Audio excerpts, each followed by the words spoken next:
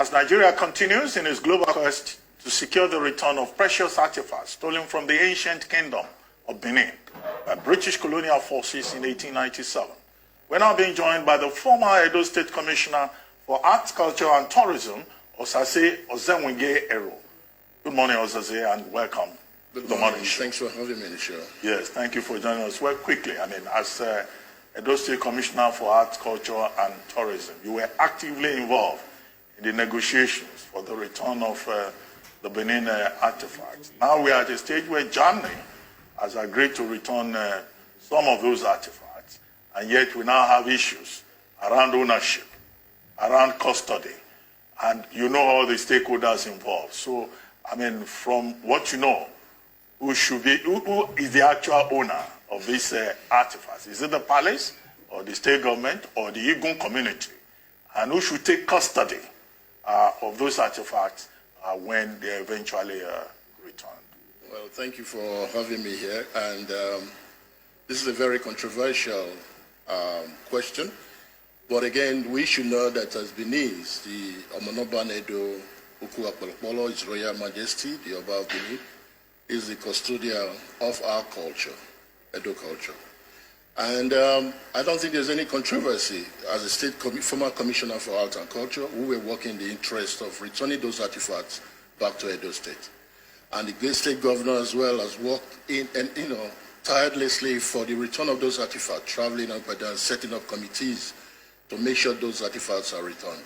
Those artifacts were stolen from the states, from the Benin in 1897, and there's been a lot of issues surrounding the return. As Commissioner for Culture, we were working seriously on that, and I'm glad that we are discussing the return of those artifacts now. Again, we created a lot of awareness as state government and as Commissioner for Culture about these artifacts. In 2018, we did the Edo Festival for Arts and Culture when we exhibited the photo of these stolen artifacts in their various locations across the globe. The museums where these artifacts are kept.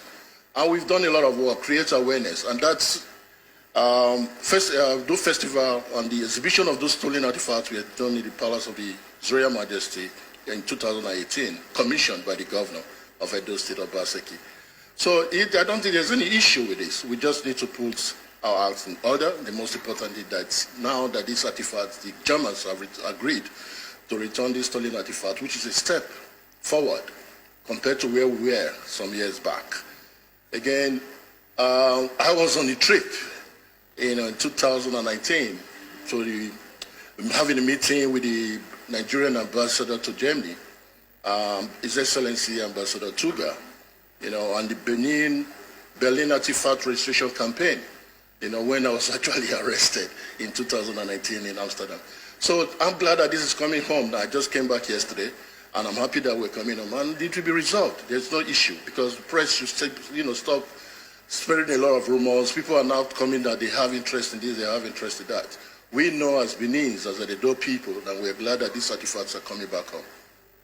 Okay, we'll come to the story of your arrest and your deal in just a moment. But for someone who has been in the know of all of this and monitoring the recent conversations, what has been most surprising for you or shocking for you? And I ask because there seems to be a back and forth. There was an understanding initially for way back from the father of the current Oba to establish a royal museum, and according to Oba Eware II, he says the governor was in the know of that as well. And he was surprised to hear that there was a new private trust being set up. So what exactly do you know, and what is surprising to you? What has been the most shocking revelation for you so far in all of these ongoing conversations? These conversations between the Excellency, the Governor of Edo State, and His Royal Majesty, I was not there.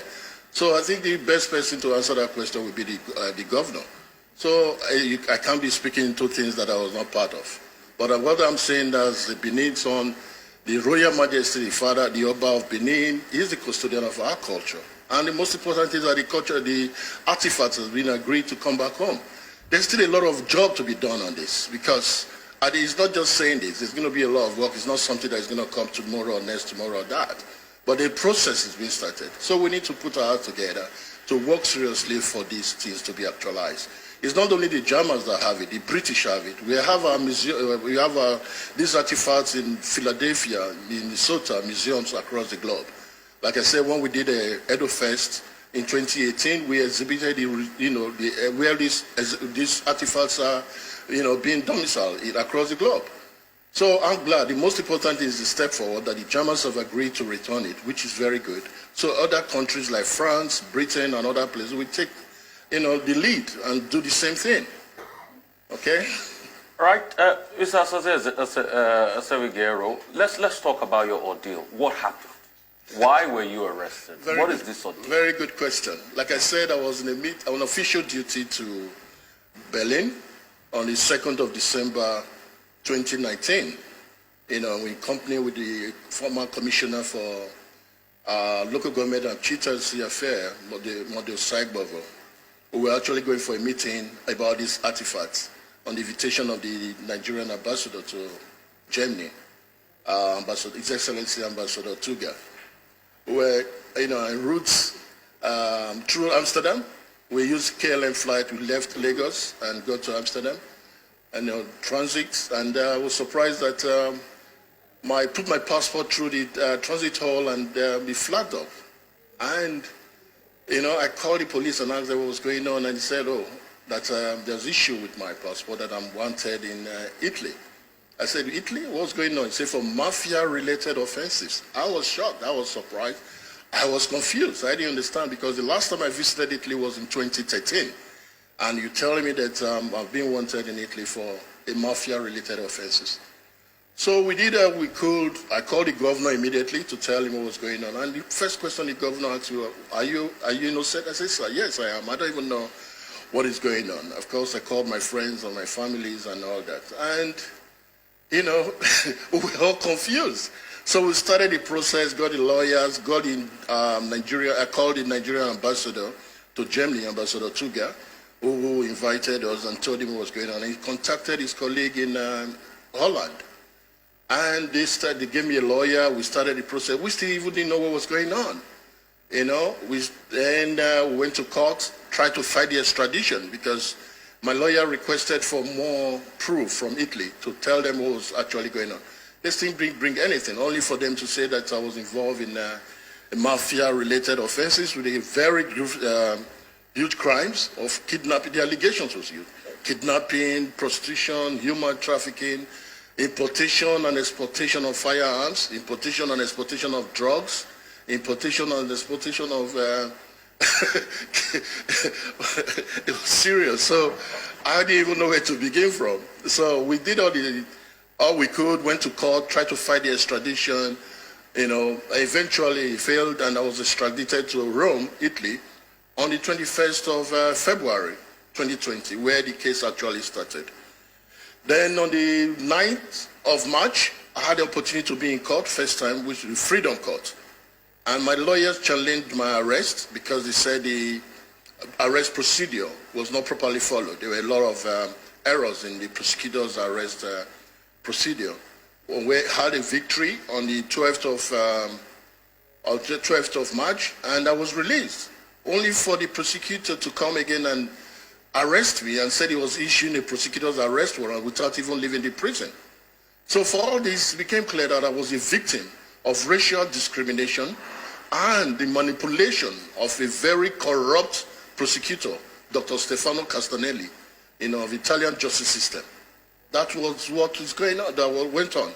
So we started the process. He rearrested me again. We went to court, and then July 10th, we had the opportunity to be in front of the court again and the judge, which was a pre-trial. So in all this while, I was in maximum security in Rome. I was thinking that I would have the opportunity to, once I go to the court, tell the judge what happened, and there's no single evidence against all these allegations, I will be released. But that was not the case. We were dealing with a very corrupt prosecutor who has jailed over 300 Nigerians in prison in maximum security across the globe, in Italy. So he said, I came for a meeting in 2013, and Luckily enough, the meeting was recorded, was bugged by police, which was very good. He did his translation. He had it very very doctored. And my lawyers were paid for another translation as well. And it was different from the one he presented in court. So on the 10th of July, I raised my hand and told the judge, where is your evidence against me? You've kept me in maximum security in prison for over 7 months. I still don't know I've still not seen any single evidence of your accusations. So and the judge said, then the lawyer said, the prosecutor said I should do the short trial, which they call a previato there. And a short trial, then you have 2/3 of your conviction sentence, and you have go home, or you do the long trial, which takes about 4 years, almost 4 years for the trial, and you do the complete sentence if you are convicted. And I told my lawyer, what is different? He said the short trial, they judge you based on the case file. And apparently the prosecutor have investigated the so-called association for over 5 years, because they brought the case file to me and I read through it, saw it's been on their phone, there were phone interceptions for over 5 years. He'd been on the case, investigated the people that he was investigating there. So I said, what? There was no conversation between myself and anybody in Italy. So just because I attended a meeting in 2013. Sorry to interrupt you. You may just continue. Oh, thank you so much. Yeah, so we had a pre-trial on the 10th of July, and I asked the judge, where is the evidence against me that you're calling me a mafia kingpin? And apparently he couldn't produce anything, and only for the prosecutor to say that I should do the short trial and have a house arrest. I said, but you give me house arrest, you already convicted me without even producing the evidence that you have against me. Apparently that is the system. That is what he's been doing to over 200 or 300 Nigerians that we have there. So I said, no, I told my lawyers, let's go for the long trial. As long, even if it's going to take 4 years or 5 years or 6 years, let them produce the evidence they have against me. And before, we go on with the case. So we took the option of the long trial, and they keep on postponing the case, keep on postponing adjourning and all that. And because of COVID, coronavirus as well, that didn't help matters. So, but eventually, we got a date in November 24th, 2020. I was then transferred from Rome to Torino, where the case actually was. And, what was a very strong deal again, being on 11 hours in Ankoff and being on that route to Torino. So we got to Torino. We have the date on the 24th of November. And the prosecutor now presented a manual, and he said that is because the judge asked him, where is your evidence against Mr. Osemwengie that you are calling him a mafia kingpin? Only for the prosecutor to produce a manual, a forged manual, and said that this is the manual that the association used for their crimes. I said, is this a joke? You're calling me a mafia kingpin accused of association that is involved in the importation and exportation of firearms, importation and exportation of cocaine drugs from South America to Nigeria to Italy, according to them, prostitution, human trafficking, extortion, kidnapping, and killings. And there is no single complaint, there is no single evidence, there is nothing to even show all these allegations. So you're producing a manual. And when we go through, my lawyers went through the manual, I saw that the manual was even forged. So I was laughing. It was a joke. I thought it was a joke. But then I've already spent almost 1 year in prison in maximum security. And when I got to Torino prison, I met a few Nigerians who have been there for 4 years in the same offenses. And I asked them, what did people do? They told me they didn't do anything. They all did a short trial. They didn't have money to take lawyers. They didn't have money. They didn't have a case because the government, the prosecutor, gave them government lawyers that he was manipulating as well against them. So they have a chance to make appeal. I said, okay, why do you guys have it? You've been there for almost 2 years. You made an appeal, or more than 2 years. Why did you not, speak in your appeal? They said that when they got to the appeal, they've already gave them 9 years, 10 years, 11 years, according to their positions in the association. And when it got to the day of the appeal, they told them that if you don't agree to all these, to the allegations, that you're going to be, the 10 years and 9 years, they will confirm it. But if you agree that you committed a crime, then they reduce their sentence to 6 years and 7 years. That is what the man was saying.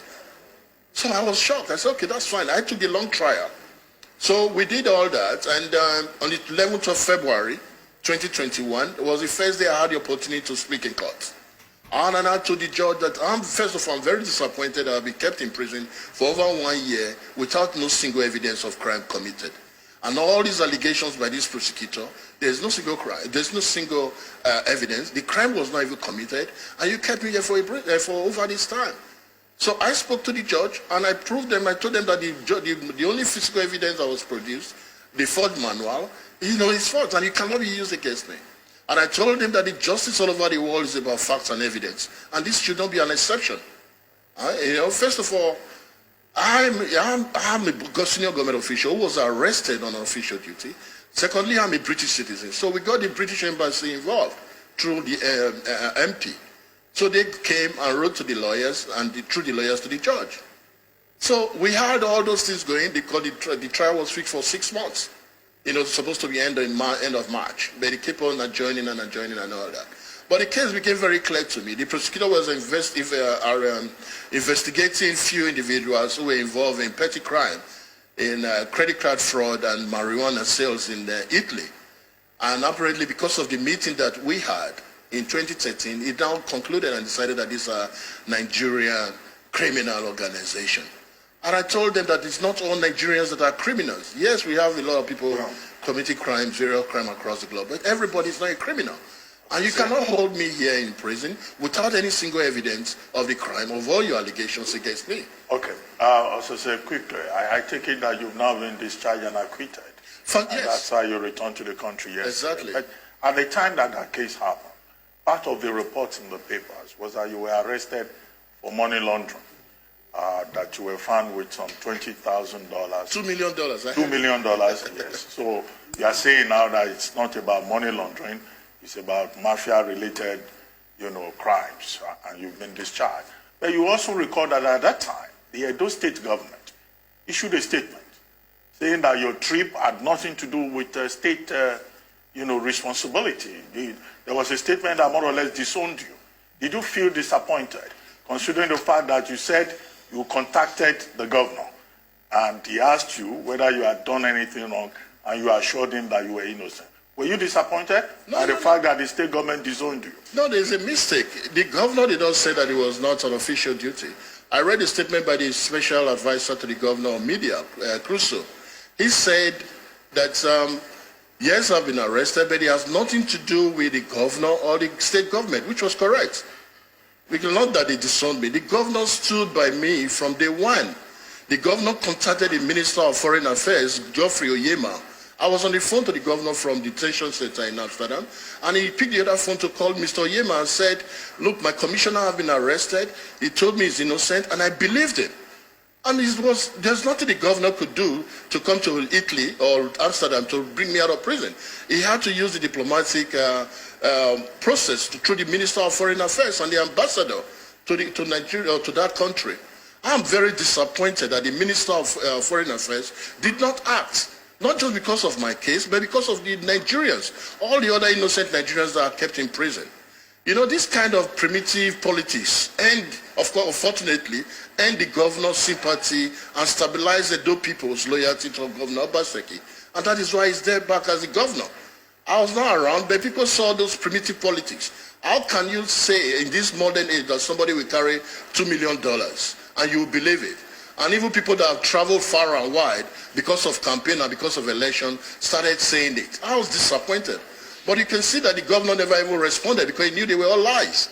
Okay, as I say, we're trying to manage time. Okay. Let's go back to the issue of the cultural artifacts. You said the artifacts may not come back so early. How long will it take? 5 years, 10 years before the process would end? And the Germans are saying this is just about moral responsibility. They are going to return some of the artifacts, not all. And I recall the Minister of Information saying that no, Nigeria will take back those artifacts without conditions, and that it's not about substantial. Everything should be returned. What do you think is likely to happen? Don't forget I'm no longer the Commissioner for Art and Culture. So I think there are processes, there are people that will handle those cases. There are people that will see from the beginning to the end to make sure those artifacts are returned. The most important thing is that it's coming back, on which I'm very pleased about. But there's something very important I need to tell you. We have over 300 to 400 Nigerian youths who are in prison unjustly because of this mafia-related crime. They did not commit that crime. I made a promise to them that I'm going to raise a voice, I'm going to create awareness for the release of those innocent Nigerians. And it begins from here, because every opportunity that I have is to tell the world what is going on. And we must fight as Nigeria, because I'm very disappointed that even as a senior government official, there was no support from the Nigerian government. It is wrong. I have spoken to the chairperson on Nigerian Diaspora Commission, Abike Dabiri, who is very, very proactive, who is very vocal, and she's ready to work with us to make sure that those innocent people are released. It's important, because these over 300 Nigerians, they have families, they have wives, they have children, they have parents who are suffering as well. So we must not sit down and let them languish in prison because of a very corrupt and complex system. So what we need to do as Nigerians, beginning from today, is to make sure we support this campaign for the immediate release of those innocent Nigerians. I don't care whatever their justice system are. The prosecutors are very corrupt, and it is proven. And they are using us for modern-day slavery, because the European Union are paying paying money to them for fighting mafia. We don't have Nigerian mafia. We don't have mafia in Nigeria. And I'm not against anybody committing crime. If you commit any crime, of course, do the time. You should be prosecuted with evidence and let the person do the time. But these Nigerians that are left in prison, we must speak out. You understand? No matter how long it takes, if we're going to lead a protest to raise awareness for them to be released, it must be done. Okay, real quickly. What's your political future? Now you are back to the States. You're no longer commissioner. You're still a politician. What's your political future? My what political next future, God will decide. But my priority is to make sure that these guys are released. That is my focus right now. And we will decide on what we need to do. I'm not, God brought me out of this problem, because if it wasn't God, I won't be talking to you here today. So God will decide my future. God will decide wherever we're going to go. But I want to say, every opportunity that we must make sure that we raise awareness and these boys are released. Are you seeking damages? Are you seeking redress? Because you say this was wrongful, this was detrimental to you and your political career. Are you seeking damages? No. It's not detrimental to my political career. I've been exonerated. Of course, there's going to be damages. There's going to be compensation, which is the Italian procedure for that. But the most important thing, like I said, these Nigerians that are there, they don't have a voice. So we must fight to release them. And there should be compensation for anybody that have been, jailed unjustly. Those people that have spent prison, those people that have spent money to pay their lawyers, the time that they spend there, they should be there. Of course, there will be compensation. But we cannot do that if we start doing diplomatic process, telling the federal government to liaise with the Italian government and all that. No. We need to be very drastic about it. And I promised the prosecutor, Dr. Stefano Castanelli, that I'm coming for him. We are coming for him as a country to make sure that those innocent Nigerians are released and remove the pains on the children, the wives, the parents of those innocent people. Well, so we want you guys to be part of that for us, please. Well, thank you very much, Osaze Osemwengie-Ero. Thank you. Congratulations. And welcome back.